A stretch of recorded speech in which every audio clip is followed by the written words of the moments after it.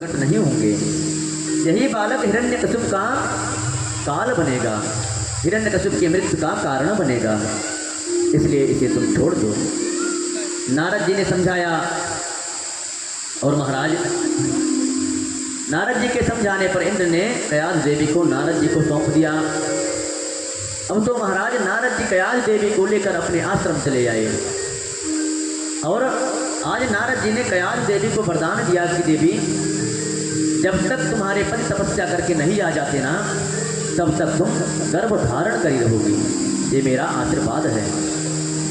अब तो महाराज कयास देवी नारद जी के कुटिया में रहने लगी और वहाँ तो बहुत से संतों का जमावाड़ा लगा रहता था। वहाँ कयास देवी बैठकर सत्संग करती हैं, सत्संग सुनती हैं, क्योंकि वहाँ तो हरदम सत्संग चलता रहता था। भगवान की कथा हमेशा प्रतिक्षण चलती रहती थी।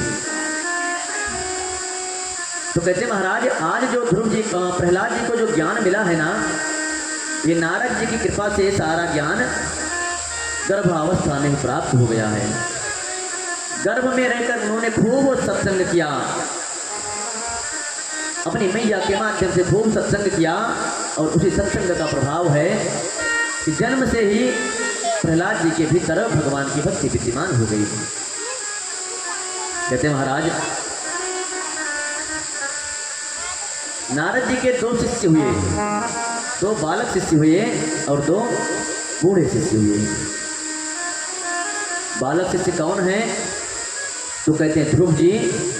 कल आपने सुना कि ध्रुव जी को नारद जी ने ओम नमो भगवते वासुदेवाय इस मंत्र का ज्ञान दिया था।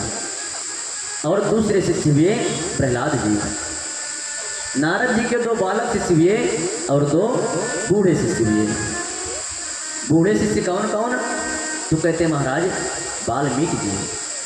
वाल्मीकि जी को नारद जी ने समझाया था, नारद जी ने संक्षिप्त रामायण सुनाई और वाल्मीकि जी ने उसी संक्षिप्त रामायण का व्याख्यान जब किया तो 24,000 श्लोकों में वाल्मीकि रामायण के रूप में हमारे सन्मुख प्रकट हो गया। और दूसरे बूढ़े शिष्य हुए वेदव्यास जी। व्यास जी भी नारद जी के ही शिष्य हैं। व्यास जी को नारद जी ने चतुर्श्लोकी भागवत का उपदेश किया था, आपने पूर्व की कथा में सुना। और नारद जी की प्रेरणा से ही, नारद जी के उपदेश से ही जब वेदव्यास जी ने उस 4 श्लोकों की व्याख्या करी तो वे 4 श्लोक 18,000 श्लोकों के रूप में परिवर्तित हो गई। कहते महाराज व्यास जी के इन्हीं 4 शिष्यों से ना हमारा सनातन धर्म कृतकृत्य हो गया, धन्य हो गया। आज जो हम भागवत कथा श्रवण कर रहे हैं, जो सुन रहे हैं, ये किसकी देन है? वेदव्यास जी की ही तो देन है। वेदव्यास जी ने ही तो श्रीमद् भागवत महापुराण की रचना करी है। और वेदव्यास जी शिष्य किनके हैं? तो कहते नारद जी के। इन जो दो बूढ़े शिष्य हुए, इन्होंने हमारे सनातन धर्म को सब कुछ दे दिया। 18 पुराणों की रचना करी, वेदों का विस्तार किया, श्रीमद् वाल्मीकि रामायण जैसे महापुराण की महाग्रंथ की रचना करी। कहते महाराज और जो दो बालक शिष्य हुए ना, उन्होंने हमारे बालकों के लिए उपदेश दिया। ध्रुव जी ने 5 वर्ष की अवस्था में भगवान को प्रकट कर दिया, तो प्रहलाद जी ने भगवान को खंभे से प्रकट कर दिया। कहते महाराज आज हमारे यहाँ ना जब किसी से झगड़ा होता है, हम अपने दुर्भाग्य को बतला रहे हैं कि हम मानव का दुर्भाग्य कैसा है। कहते महाराज जब आज कोई किसी के यहाँ चुगली कर देता है तो लोग उसे क्या कहते हैं कि एकदम नारद हो गए हो। लोग जानते हैं कि भगवान नारद तो चुगली करने में माहिर हैं, भगवान नारद तो चुगली लड़ाते हैं। लेकिन ये लोग ऐसा क्यों जानते हैं? क्योंकि कथावाचक यही बतलाते हैं। उनको भी पब्लिक को प्रसन्न करना रहता है, तो पब्लिक को जिसमें मजा वो वही सुनाएंगे। व्यास मंचों से महाराज लोग कहते हैं कि नारद जी का कार्य यही है, नारद जी झगड़ा लड़ाते हैं। महाराज नारद जी झगड़ा नहीं लड़ाते, नारद जी झगड़े को समाप्त कर देते हैं। जो हम जैसे जीवों की झगड़ा माया से चल रही है ना, भगवान के माया से जो हमारा झगड़ा चल रहा है, जिस दिन नारद जी हमें मिल जाएंगे वो झगड़ा समाप्त हो जाएगा। अरे शास्त्रों में नारद जी के लिए कहा गया है नारदो देव दर्शनः, नारद जी का दर्शन ही भगवान का दर्शन है। आप कोई भी पुराण उठाकर पढ़िए, कोई भी ग्रंथ उठाकर पढ़िए महाराज, इस संसार में जिसको नारद जी का दर्शन हुआ है उसको भगवान अवश्य मिले हैं। चाहे ध्रुव जी हो, चाहे प्रहलाद जी हो, जिनको महाराज नारद जी का दर्शन हो गया है ना, तो भगवान का दर्शन उसको होना ही होना है।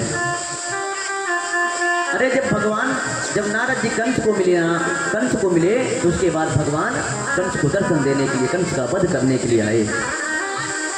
कहते महाराज रामायण में भी एक उदाहरण आता है कि जब जयंत भगवान की परीक्षा लेने के लिए माता सीता के पैरों में चोंच मारकर भागता है और भगवान एक दिन के का अनुसंधान करके उसके पीछे छोड़ देते हैं, और वह तिनका जयंत का जो जयंत काग के रूप में है पीछा करने लगता है ना, तो आज जयंत कौन है? तो कहते हैं इंद्र के बेटे हैं। आज जयंत सर्वत्र त्रिभुवन में भ्रमण करते हैं, ब्रह्मा के पास जाते हैं कि महाराज मेरी रक्षा करो। ब्रह्मा जी त्याग देते हैं, तुमने भगवान से बैर किया है, मैं तुम्हारी रक्षा नहीं कर सकता। भगवान शंकर के पास जाते हैं तो भगवान शंकर भी त्याग देते हैं कि तुमने भगवान से बैर किया है, इसलिए मैं तुम्हारी रक्षा नहीं कर सकता। और आज जयंत आगे आगे भाग रहा है, भगवान का बाण पीछे से पीछा कर रहा है, और इतने में नारद जी मिल गए। महाराज आज जयंत को नारद जी मिले और नारद जी ने देखा कि जयंत तो बड़ा व्याकुल है। तो आज जयंत ने कहा प्रभु बतलाइए मैं किसकी शरण में जाऊं, कहाँ मेरी रक्षा होगी। तो आज गोस्वामी श्री तुलसीदास जी लिखते हैं, नारद देखा विकल जयंता, नारद देखा विकल जयंता, नारद देखा विकल जयंता, नारद देखा विकल जयंता, लागी दया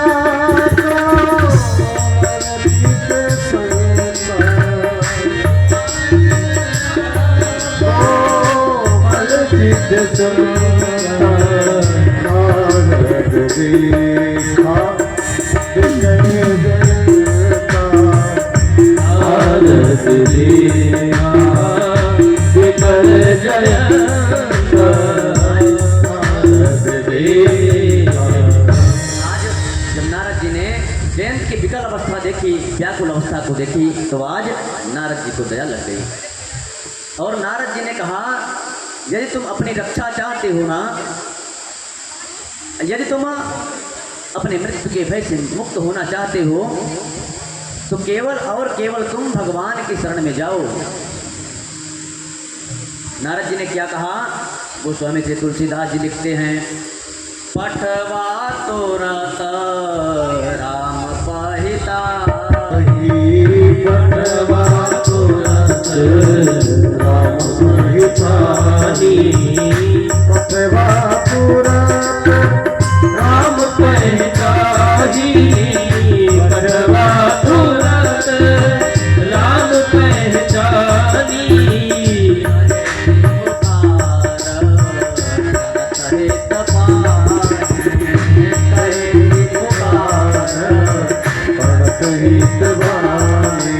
आज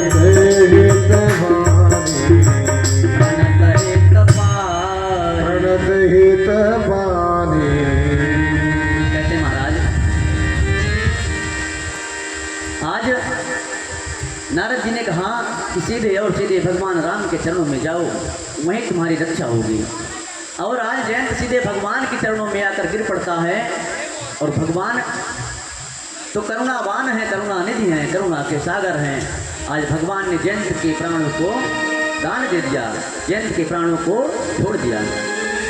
तो कहते महाराज प्रहलाद जी को यह ज्ञान तो नारद जी की कृपा से गर्भ में ही प्राप्त हो गया था।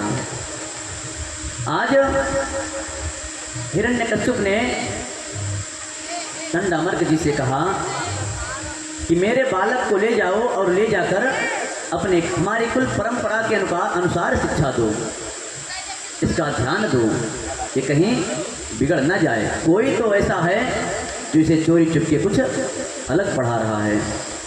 कहते महाराज आज हिरण्यकश्यप के द्वारा भेजे जाने पर चंडामर्क जी प्रहलाद जी को लेकर जाते हैं। और आज चंडामर्क जी ने प्रहलाद जी से पूछा कि ये बतलाओ, ये ज्ञान तुम्हें कहाँ से प्राप्त हुआ, ये ज्ञान तुम्हें किसने दिया।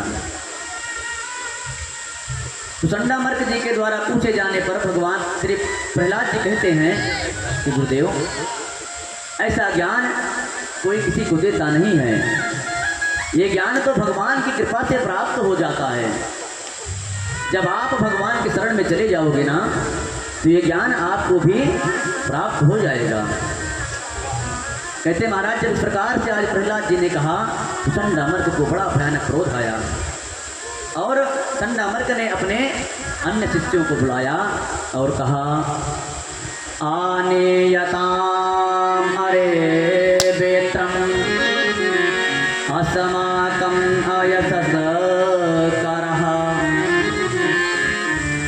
अन्य शिष्यों को बुलाया और कहा ये जो प्रहलाद है ना, इसके लिए हमें दंड को अपनाना पड़ेगा, आज इसे दंड देना पड़ेगा।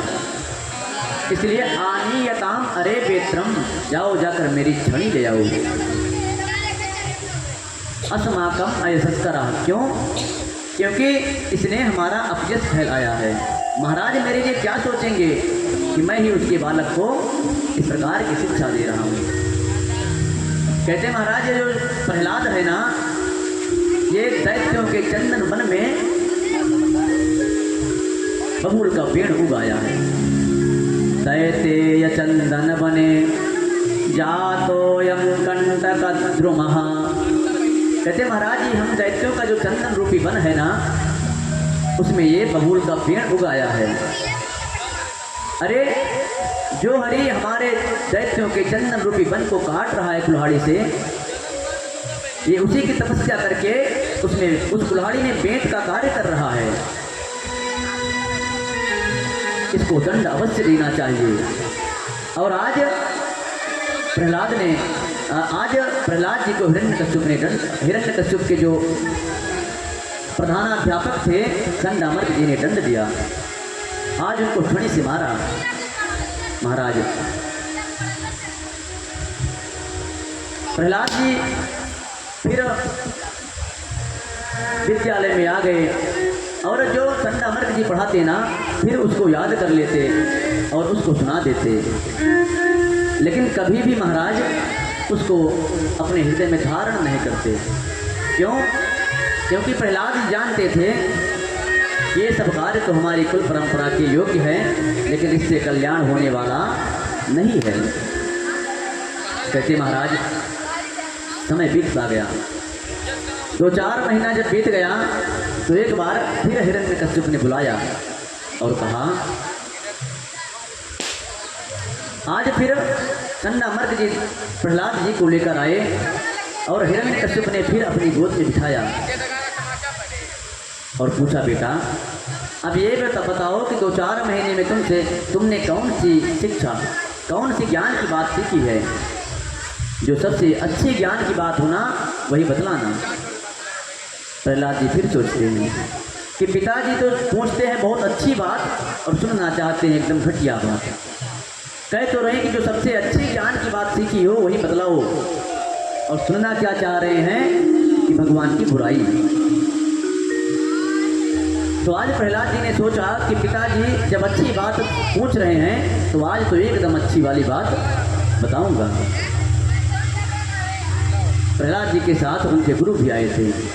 आज गुरु जी सोच रहे थे कि यदि प्रहलाद ने अच्छी बात बतला दी और महाराज के प्रसन्न हो गए तो हमें कुछ पुरस्कार दे देंगे, हमें आज कुछ पुरस्कार मिलने वाला है। लेकिन आज